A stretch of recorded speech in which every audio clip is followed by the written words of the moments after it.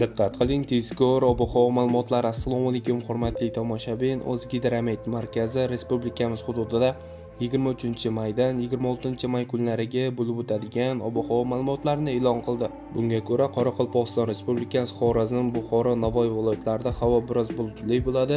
23-25-may kunlari yog'ingarchiliklar kutilmaydi. 26-may kuni ba'zi joylarda qisqa muddatli yomg'ir yog'ishi momaqaldiroq bo'lishi mumkin. G'arbiy shamol yo'nalishini o'zgartirib, sharqdan sekundiga 7-12 metr sekund tezlikda esadi. Ba'zi joylarda shamolning tezligi 13-18 metrgacha kuchayishi mumkin. Ayrim joylarda chang-to'zonlar ko'tariladi. Haroratlar kechalari 23-25 may kunlari 13-18 daraja iliq, 26-may kuni 15-20 daraja iliq bo'ladi.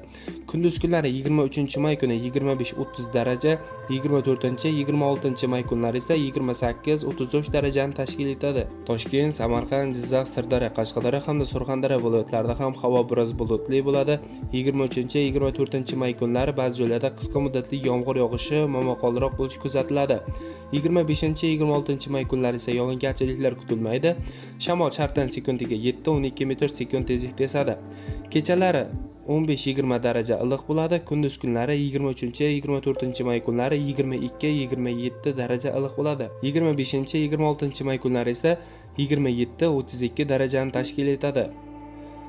Respublikamizning vodiy hududlarida, ya'ni Andijon, Farg'ona, Namangan viloyatlarida ham havo biroz bulutli bo'ladi.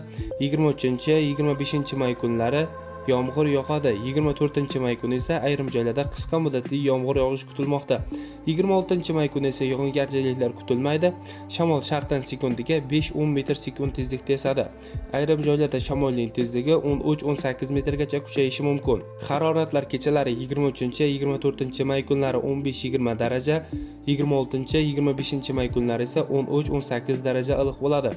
Kunduz kunlari 23-24-may kunlari 23-28 daraja iliq bo'lsa, 25-26-may kunlari esa 27-32 daraja iliq bo'lib turadi.